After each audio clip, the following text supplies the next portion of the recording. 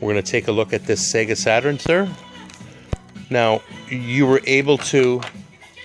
What kind of... Look at this. What was installed in here, sir? What is this? A RHEA V 3.3? And what does that allow you to do? Hey? What does that allow you to do? You can play games off an SD card.